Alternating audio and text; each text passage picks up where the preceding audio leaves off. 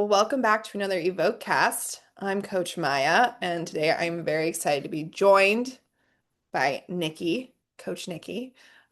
We are doing an Ask Evoke. The questions kind of fell into a theme of aerobic threshold, training, zone one, zone two. We have some other ones, but that's kind of what we focused in on today. But before we start, I want to ask Nikki about her very exciting commentary. Commentary? Commentating. What's the right word? Commentating. Either or.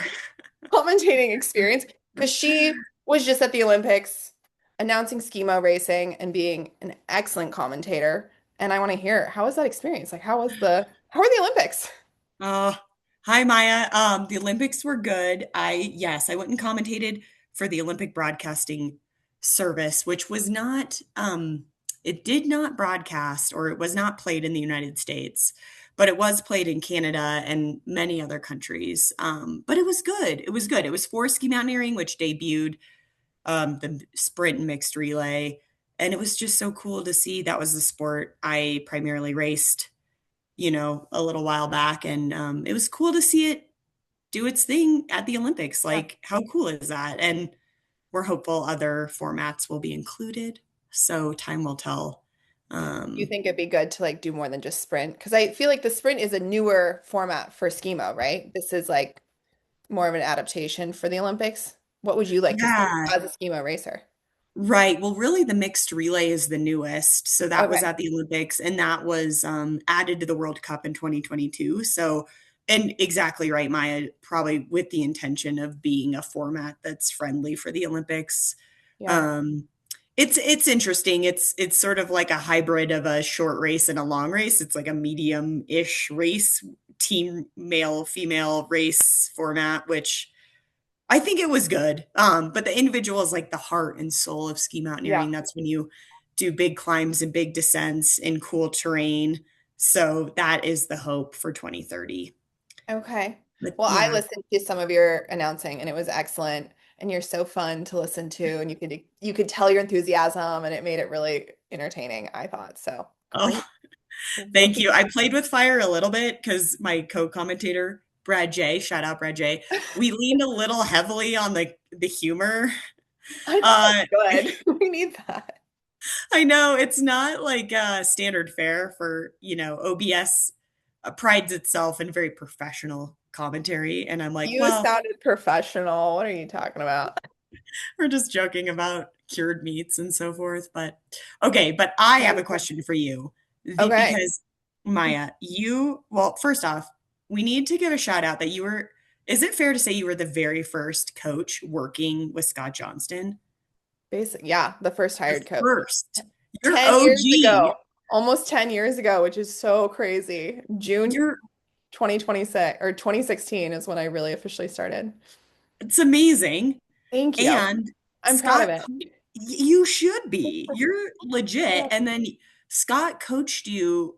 Just give us like the brief overview because you have this very robust experience as a racer in your youth and collegiate racer. So tell us just a little about that and My how little you work with elevator Scott. pitch, my background. Yes. Okay, so I met Scott when I was 13 and I was racing as a cross-country skier. And we hit it off. We were at a track workout and he saw some potential in me, I guess. Little did he know I was really the potential was as a coach and not an athlete, but I started as an athlete. And during that time, he was writing his first book, Training for the New Alpinism, and I participated in a lot of the training theories that we still use today as a guinea pig. And then we worked together through my high school career. He coached me to some pretty good race results on the national level. And then I took a year off between high school and college, still working with Scott to ski professionally. And then I ended up skiing Division 1 here in Maine, where I currently live, and had an interesting race career. I was injured my freshman year, still trained with the team and traveled and actually was an assistant coach for them. And then had two pretty good years. And then my senior year was actually COVID. So we trained all fall thinking we'd have a race season. And then senior winter, we were back on campus for training camp and they announced they were canceling races. So I was forced into a Nordic skiing retirement, but have coached, yeah, started when I was 18 after I graduated. And that became more of the passion than cross country ski racing, which that's just how it went for me. Ah, that's amazing. I mean, Division 1 is no joke.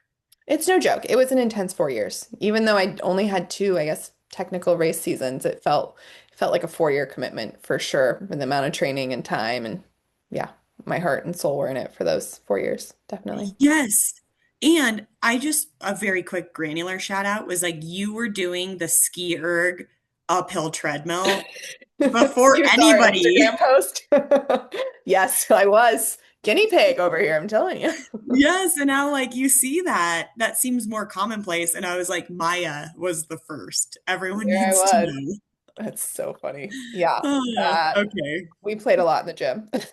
We had some Yes. Love it. Yeah, Okay. Well, Maya, I'm going to ask you the first question, which is a great. little lengthy. So, audience and Maya, bear with me here. Okay. So, for a beginner and or intermediate athlete, what is better for aerobic threshold improvement over years? First, either spending X amount of time at or just below aerobic threshold, or spending two times the amount of time, so double the amount of time in Z1 or low Z2. One of the points I'm asking, number one, is if the first is the answer, then this may imply that, or I'm sorry, if the second choice, so Yeah, sorry, this is kind of a no, you're complicated good. question.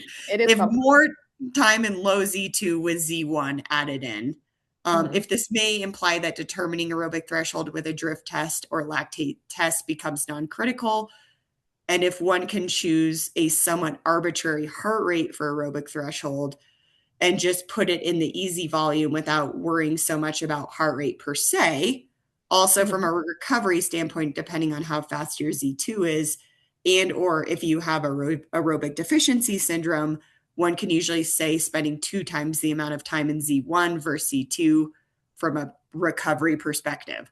That was a Mhm. mouthful. I am assuming you tracked with that and maybe can Yeah. articulate what they're No, really that is a asking here. mouthful. So the understanding from this question is that I'm understanding is what is better, spending more time in zone two, right at that aerobic threshold, or more time in zone one, zone two. And if it is the second one, do you even need to do a heart rate drift test? My answer is going to say you always need to do some sort of test, lactate, drift test. You could use math, but you kind of need to know, have a starting point.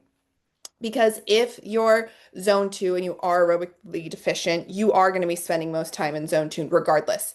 Even if you would like to be spending more time in zone one, there's a good chance that aerobic threshold is going to be kind of like just where you're moving anyways. It might be really frustrating trying to be in zone one.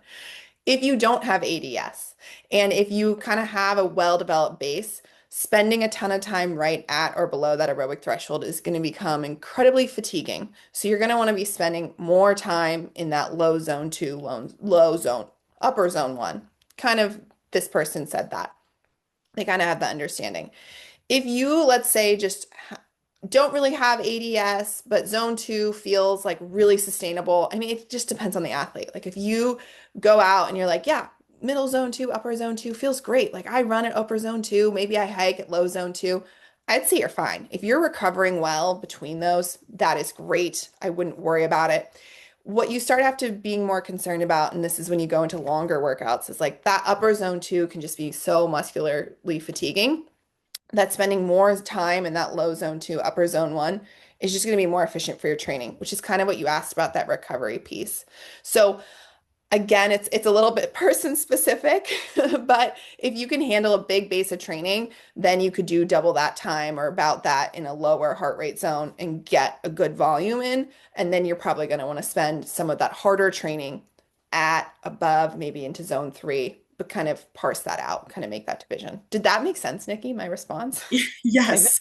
No, think. you did a great job simplifying the question. Thank you Okay. for doing that. And yes, absolutely, I agree with you on the testing is critical Yeah. because we see this all the time with athletes where they think they're in zone two and they're And they're probably not. actually in zone three Yeah. because if you have ADS or you just haven't had a lot of time establishing an aerobic base, it's really easy to just drift into that zone three and a test can help keep you honest. So, Yeah. um, And if yeah. you've only ever done zone one training, because I have had athletes where they've just done, they do have a huge base, right?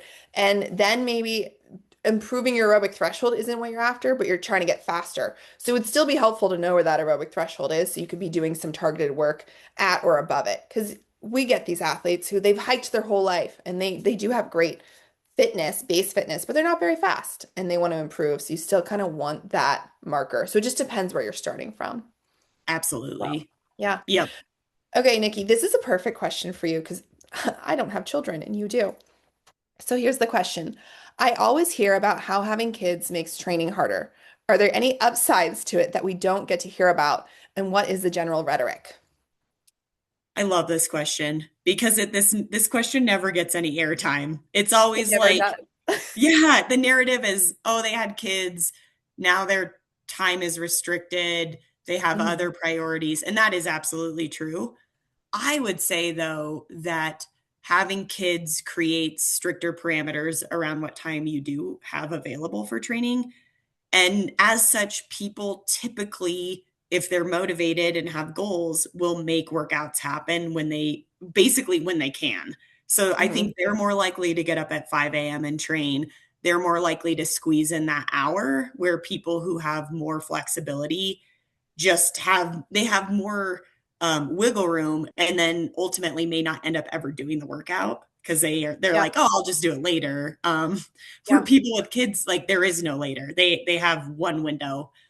So I think those parameters actually create good opportunity for focused training. And I would just say when you have kids, you expand as a person. Your capacity to suffer, to take on a lot expands. And so things that used to feel, I would just say personally, things that used to feel hard for me don't feel as hard anymore. I would say just to be more transparent with my personal experience, I have a little 4-year old who is a real challenge in all sorts of ways. And anything feels easier than my kid, the challenge my child presents, not only from her behavior, but actually some medical concerns as well. So that's all to Yeah. say, it's made training, my perspective of training has changed, where going out and doing intervals at 5 a.m. maybe at one point seemed hard to me. And I'm like, this is not hard. What's hard is actually parenting. So Yeah. that would be my answer on that. What's your take just anecdotally from No, athletes or coaching? I think that's such great advice. Probably training can be a good escape too, mentally and physically from the demands of, of parenting. I agree. I Yeah. think some of my athletes who are parents have so much more discipline because they just have to, like you were saying. Like you only got one time slot and that's when it gets done. So, I mean, you can find a case study for anything, but I definitely agree with you that being a parent does not mean you have to slow down. You and Kylie, our other female coach at Evoke, both have children, both have had incredible careers. You're such inspiration to me. And I have other friends who are now having kids. And I'm like, if you need advice, like, you should talk to Kylie and Nikki because they've done it all. Like they're still training, they're still winning things. Like it's just so inspiring. So you Oh, guys are thanks, very Maya. impressive, very impressive. Thank you. Okay, I'll read you the next one. So, after several months of aerobic training based on my aerobic threshold and anaerobic threshold, I've cured my ADS. However, now I'm a bit confused about how to handle my scheduled zone 2 workouts. I see recommendations both to reduce the amount of zone 2 and do more in zone 1, but also to work more in zone 3. What's the best way to handle, say, a 3 hour zone 2 weighted hike in this model? How much time should be spent in zone 1 versus zone 2 versus zone 3? Okay, amazing question. Kind of as we were talking about in the first question, I answered about, spending time in different zones. For a 3 hour weighted hike, depending on your training plan, right? So ideally, you're going to have days that say this is a hard workout, this should be in zone 3. And that's why we have training programs and coaches. Like we're there to support those specific workouts because they need to be polarized.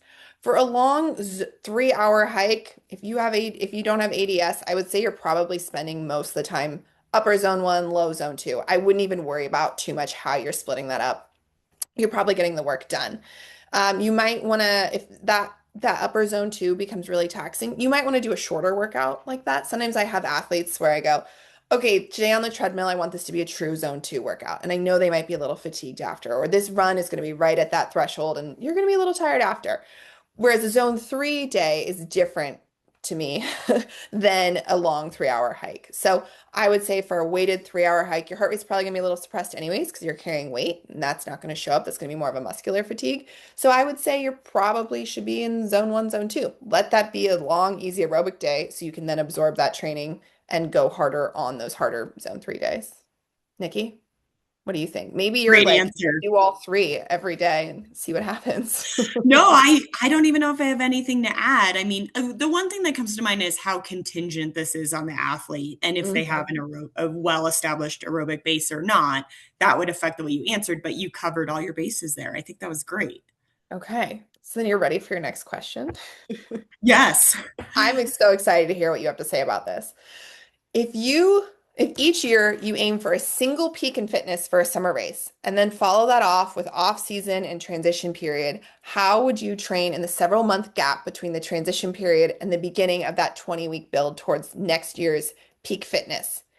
In particular, for athletes with a decent few years of training already, whose commitments outside of sport mean they can't meaningfully increase time per week for a simple big volume winter.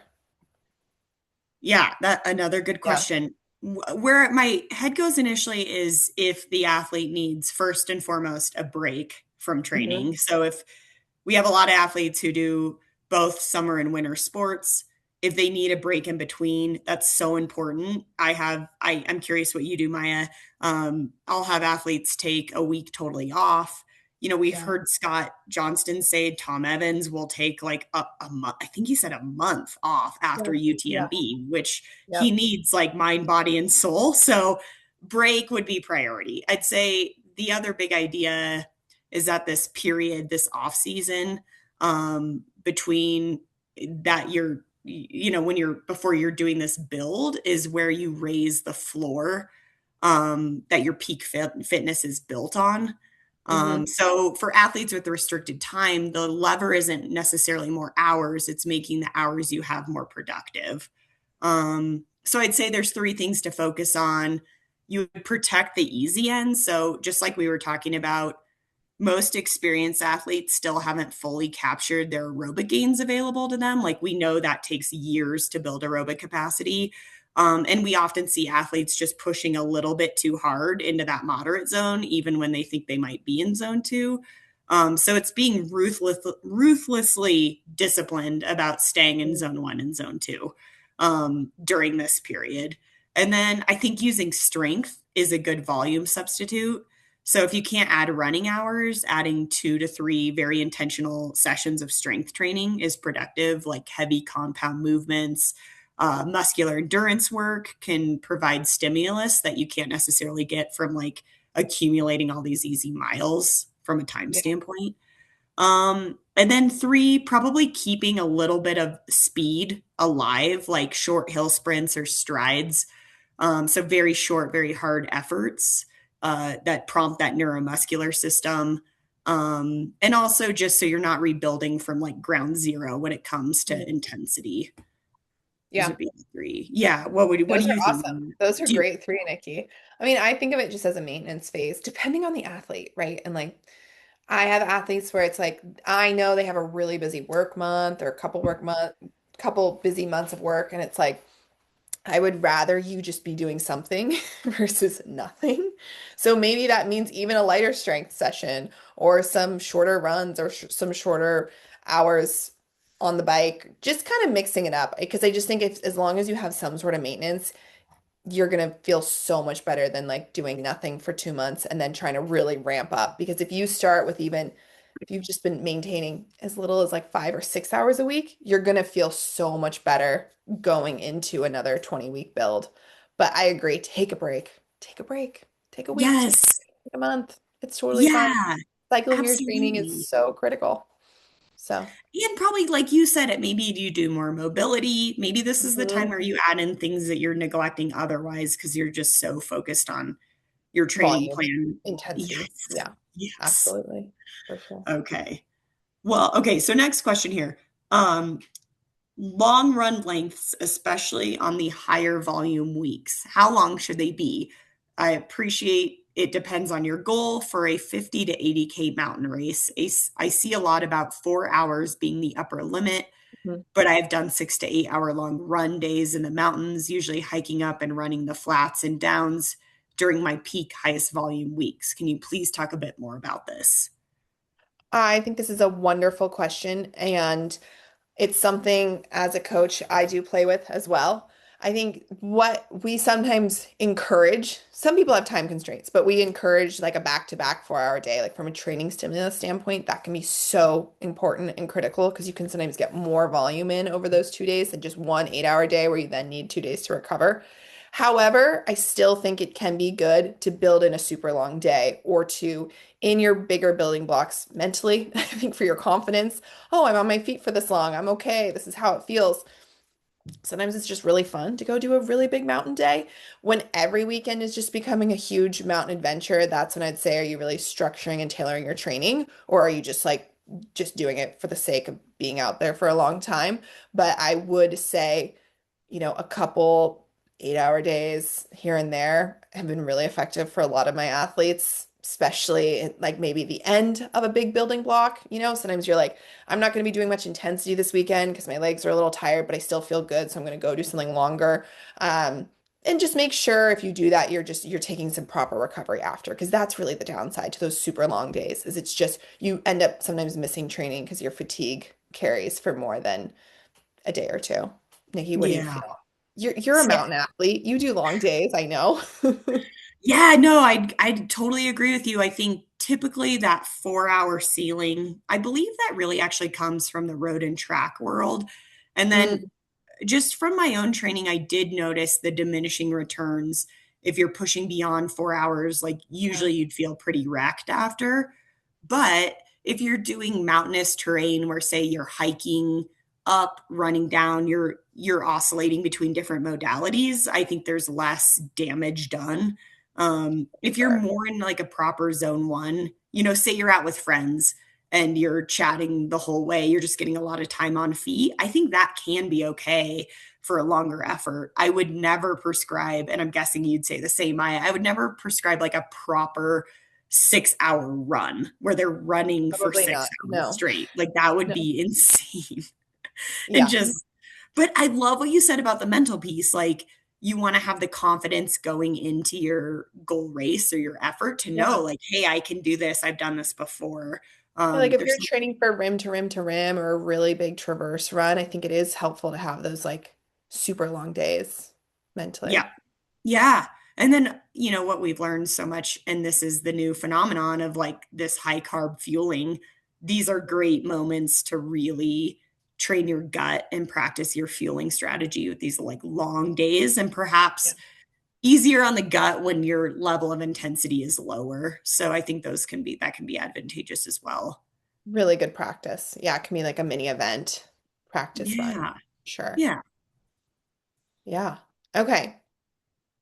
Nikki, we got another question for you. Can you Okay. offer some general advice for pacing a first 50K other than starting conservatively, particularly for a race that has 2 to 3 distinct climbs as opposed to a more rolling terrain? Would you manage effort by heart rate, say targeting 5% below aerobic threshold for the first third, at AET for the middle third, and above AET for the last third, and let pace fall where it may by breaking up the race into a handful of major chunks by flat, climbing, descending, and then set target paces for each chunk based on aerobic training runs of similar grade and length? Okay. I have lots of opinions about this. I'm so Uh, excited to hear these because I have athletes asking me this, and I'm like, pacing is not my expertise, but let's hear what you have to say. You're going yeah, to be sitting there. I'm going to toot my own horn and say I think I'm a good pacer That's because such a good skill. it's maybe my only skill actually with That is endurance not true. because but I do think, okay, here's a few things. Everyone starts too fast, or Yes. the majority of people start too fast. So Mhm. I want to offer this caveat that I always mentally prepare for the front of the field to go out ahead of me. And I do Yep. that because then I know my plan is to not go with them, even though you feel good, like you're tapered, you have all that pre-race energy of the jitters, like you're ready to go. So you have to, my general advice is like temper uh, you don't want to be tempted by going too fast too soon. Um, as far as the question specifically, I wouldn't break it up by thirds. I think it's better to think about the course. So Yeah. use the course as the way that you break it up. I think actually staying under your AET in a race, I I would say I tell my athletes, you'll probably go into zone 3. For one, you're rested, so your heart rate's more responsive, and you have that race energy, so your heart rate might be in your high zone 1 at the start line as you're standing there. So you have to take that into account. Mhm. Um, but one thing I always tell my athletes is seconds at the front end usually render minutes at the back end. And what I mean by that is like if you push a little too hard in the beginning, the first half of the race, it can actually compromise the back end so much so that you're losing minutes of time because you're Mhm. just so fatigued. So I think of it as like, you know, for a 50K, I would start very conservatively the first hour where you feel like you're very intentionally holding back. I would trust your RPE just as much as your heart rate. In fact, I almost think heart rate, because of the reasons I've said thus far, is not that reliable. So I'd go off of your RE or your rate of perceived exertion, and then actually think about wanting to push at the end with what you have left. And you're going to feel really tired, and that's when it's like, okay, the rubber meets the road here. What can I do? I've got 5 miles left or 8 miles left. And that's when you kind of like throw heart rate out the window. And like that is when you really just see what your mind and body can do. The one other thing I'd say about why heart rate is hard is because heart rate can just slowly decline, during a hard effort because Yeah. and I think the simplest explanation is our hearts are muscles and they become fatigued, and your heart rate will actually decrease over the course of the race, even though your RPE is probably the same or might even be higher Higher. than the Yeah. first half. Um, and you're getting a lot of like, it's just funny because there's a lot of factors like you're dehydrated, your muscles are fatigued, so they're requiring more energy, but your heart's a muscle and it's getting fatigued. So heart rate just becomes very unreliable after a few hours. Yeah. Um, so I would just trust being conservative, don't get distracted by what other people are doing, and then go off of your RPE. Like, is this sustainable? Is this manageable? Um, Would you use any pacing like from previous runs like this human asked, this athlete asked? Like would you say, oh, usually my uphill pace is 12-minute miles or 14-minute miles? Like would you be tracking that? Do you have your athletes like have kind of a pacing plan regardless of heart rate and RPE, or do you think it's more important to focus on RPE? Yeah, that's a great question. It's just one more data point. So it's like you Yeah. have all these data points. Like, Mhm. yes, perhaps glance at your heart rate, but don't lean so heavily on it. Trust your RPE, trust the way your body's feeling, and trust what yeah, you typically can do at certain paces. Yeah. Um, the one other mentioning I would say is downhills. I also see people go way too hard on downhills and they'll just blow their quads up at Yeah. the outset. And it's like, don't do that, be conservative unless you have quads of steel and you've done a lot of like eccentric loading type of training and Yeah. your quads have that durability. I would say be very cautious to do that. That um makes sense. yeah, what's your take on all No, this? this is like very similar to what I tell my athletes, so that makes me feel like, all right, I haven't been leading them astray. I agree with the heart rate. It's just not accurate on the day of the race. I mean, we've both raced. We know your heart rate is like, even if you're like, I'm so calm, I've got this race, it's still high. The adrenaline is like, no matter what, I think there and present. Um, yeah, I think that's important. I mean, as Scott always says, ultra running is about who slows down the least, not who speeds up. Like people aren't speeding up in ultras. They're Yes, just love slowing that. down. So I tell my athletes that, like, who's slowing down the least throughout. So start at a pace that feels like silly easy, maybe to begin. Yeah. Yeah, I want to mention so fast, I've done the high lonesome 100 2 times, and I find the course So amazing. profile, it's so interesting. So it's a It's a 100-mile race in Colorado, very mountainous. The first half is like loaded with vert. And Hmm. then I would say the last third specifically is very runnable, low angle terrain that's just undulating.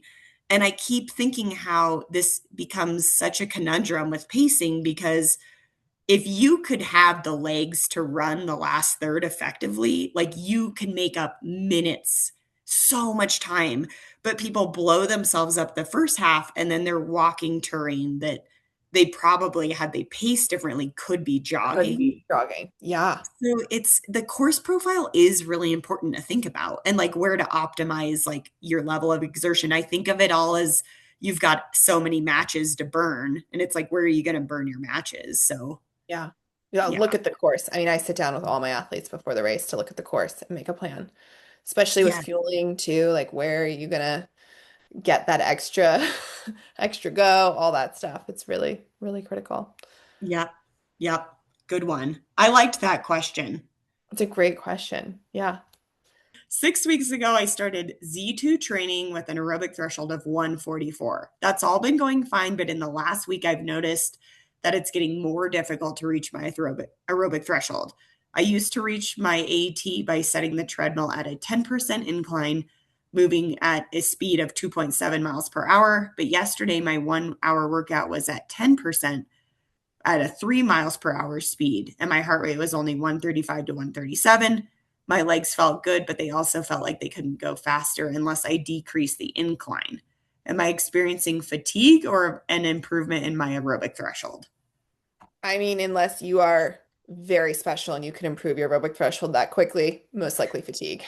Especially if you've just been like consistently training for 6 weeks without a recovery week. Even when we start training, we might feel like this is easy. I don't really need a recovery week. You still do. Your body's still adapting. There's a lot of things going on in your brain, your neurological system that is also adapting to this training. So I would guess like pretty much without a doubt, you are just fatigued and give yourself a day or two or a down week and then see where you're at because your heart rate shouldn't be so suppressed. Like a good way to know you're recovered, and we've been mentioning this, like Nikki just said this about the last question. Oh, you're tapered, you're recovered, your heart rate's going to be really high. That's a sign, right? If you have a high heart rate with low effort, you're recovered. So just take an easy week. I don't know if you're following a training plan or just doing your own thing, but definitely I recommend a training week every fourth week at a minimum. Some people I do every 3 weeks because they recover better and then we can get in more training, harder training long term. So Yep. anything you would same answer?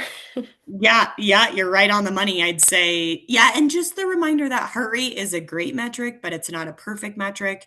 Yes. Sometimes it's good to take inventory of like, are you getting sick? Yeah, are you feeling chronic fatigue? You're right on the money, Maya. Like, you can't just, your aerobic threshold or your aerobic capacity is something that takes months, years to develop. Like, it's not going to respond that quickly. So, yeah, probably carrying some chronic fatigue there, but perhaps there's Right. other things going on. You do just see athletes becoming obsessive about heart rate, and it's Yes. not that perfect of a metric to like meditate on every beat. You're Well, looking heart for rate I always remind people this heart rate is just a proxy for intensity. We are using it to measure intensity. It is not the end all be all because if you sleep poorly, if you had too much caffeine, maybe you're listening to a murder podcast. All of that's going to impact your heart rate. If we wanted to be super accurate, we'd probably like walk around and poke you with a lactate meter every 10 minutes and be like, are we in the right intensity zone? That's going to be more accurate. But that's not efficient. So that's why we use heart rate. So don't get too caught up on it, as Nikki said. God, yes. Can I just say, I was Yeah. just on the treadmill before this, Yeah, watching the Hunger Games, not sure why. there you go. But the scene when the bees are like stinging them, my heart rate went up like 4 beats because I was so freaking stressed out. I love my athletes' comments like, sorry, I was really like listening to some crazy music today. My heart rate was all over the place, or podcasts or documentaries. Like, I'm always so entertained with my athletes' comments. I just have great athletes. They're very interesting Yes. people. Wildlife encounter, you never know. Yeah, you just never know. Okay, here's one for you. Um, I'm retired slash older, looking to increase my aerobic base with low intensity work, wondering if I can supplement triathlon training with a lot of brisk walking, zone one heart rate on a treadmill at 4% grade. Well, yeah.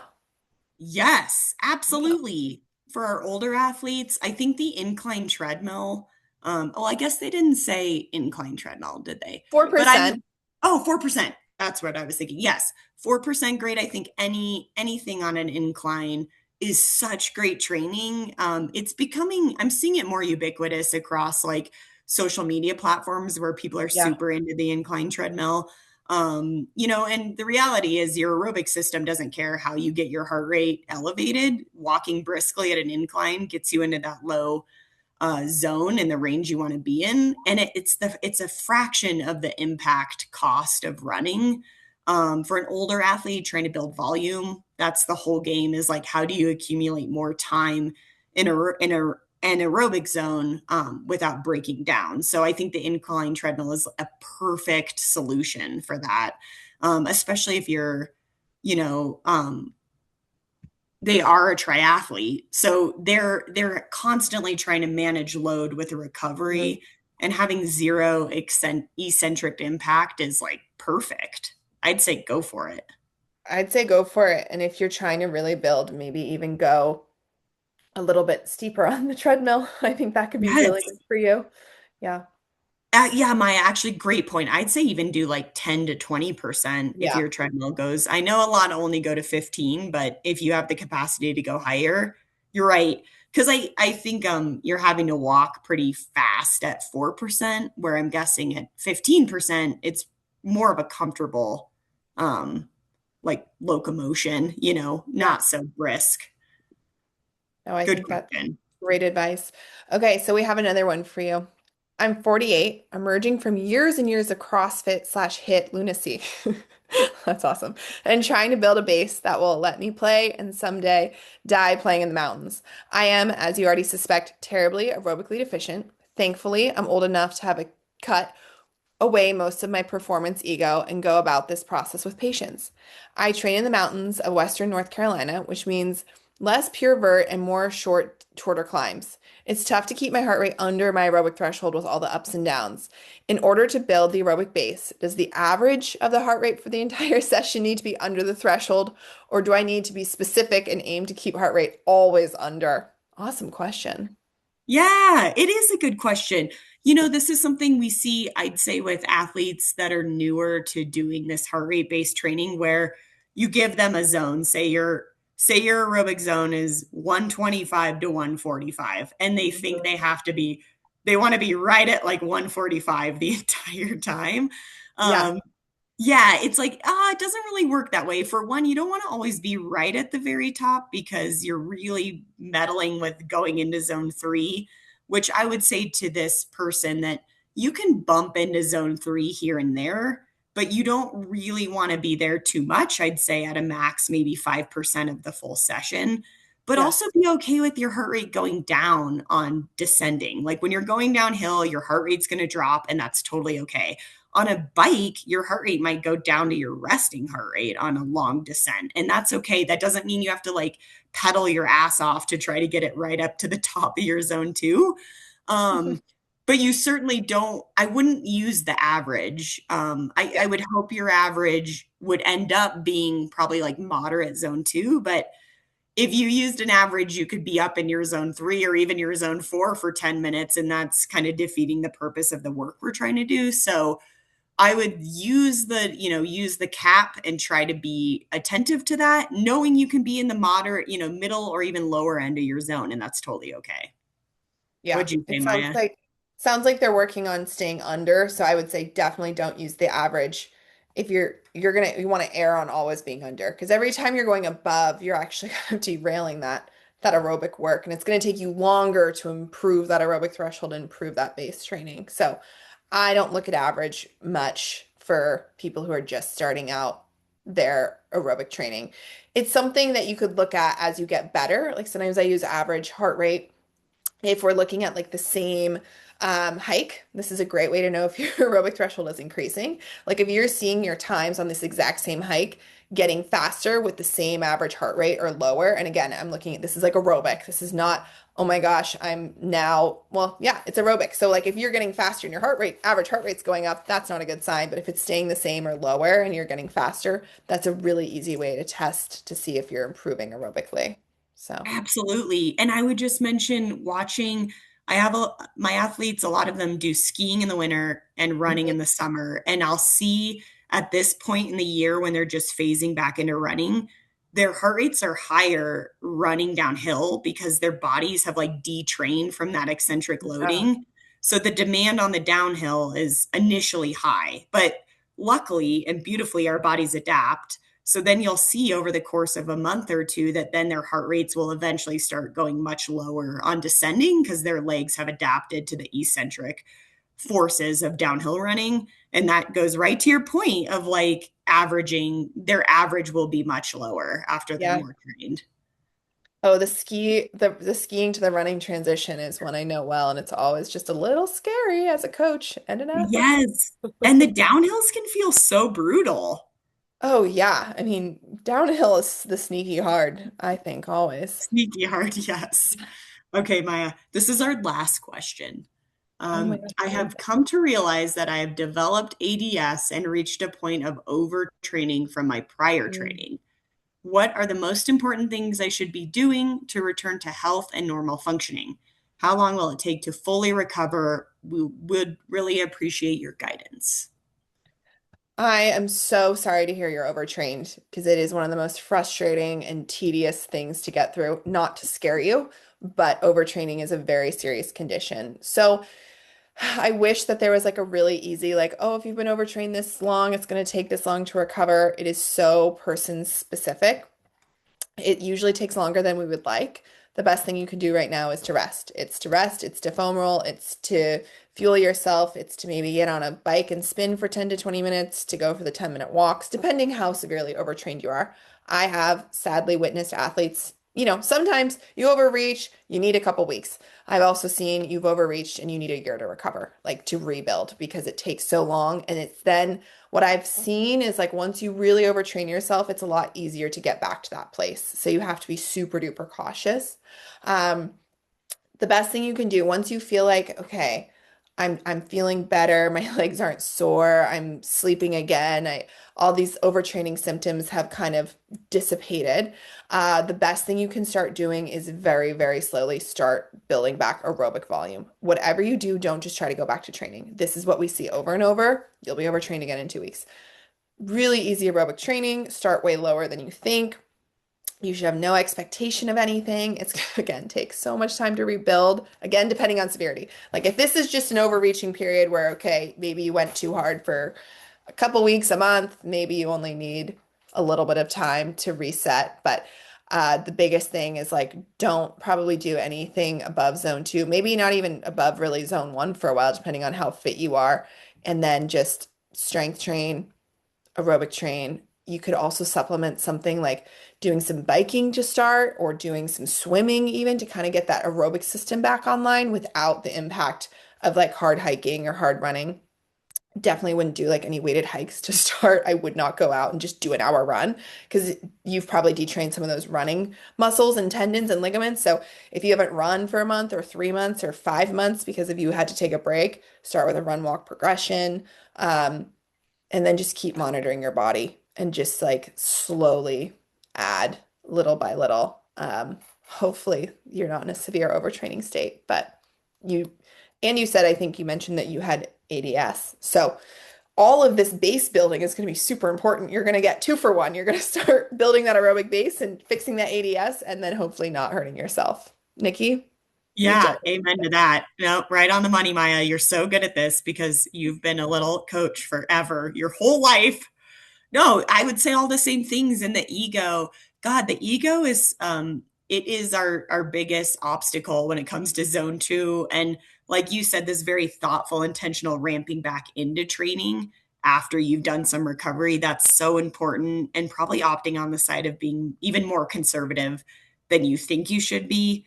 That reminds me of just postpartum like getting back to running was super Mm. humbling like my first run was literally a mile. I just went out and ran a half mile up the road and half mile back because I hadn't been running. And I had to set my ego at the door and be conservative. And I'm thankful I did. And your body will thank you for the thoughtful approach. So good It call.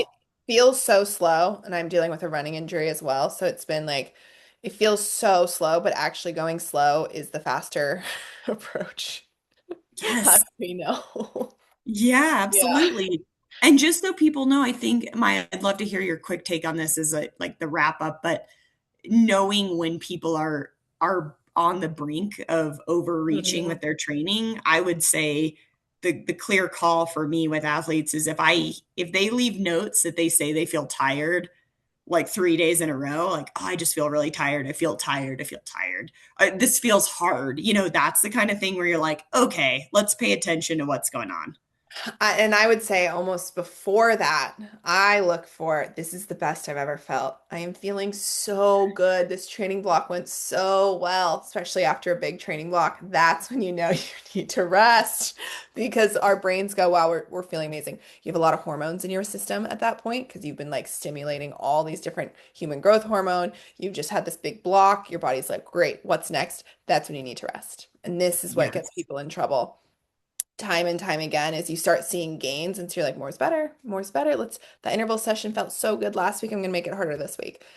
So that's why it's so important to kind of stick onto a 3 week training cycle, a 2 week training cycle, a 4 week training cycle. Just make sure you implement rest. But I know personally sometimes the best I've ever felt is like right before I fall off the cliff. So the training cliff. God, that's such good advice, Maya. I'm so glad you said that. Good Thank you, call. Nikki. Yeah. Yeah, But definitely if you're tired too, please stop. That's also really, really simple advice and listen to it. listen But to it's it. hard to listen Yes. to it. That's why we have jobs at this state because it's really hard to listen to yourself and hear your body. Yeah. And we Yeah. build in the deload recovery weeks that athletes may or may not like, but we Oh, know my it serves athletes them hate it. well. Yes. So many But that's how athletes you get hate my stronger recovery is week. recovering. I The work know. is not making you stronger. The recovery is making you stronger. Absolutely. Yeah. Yeah. Well, this was so fun, Nikki. Thank you for joining. I hope everyone listening learned some things or at least giggled with us a little bit. And if you have any follow-up questions, if you can reach out on Reddit, on our Instagram, email. Hopefully we hear from you all soon and have a great rest of your week. Thanks, Nikki. Yeah. Thanks, Maya. Thanks, everyone.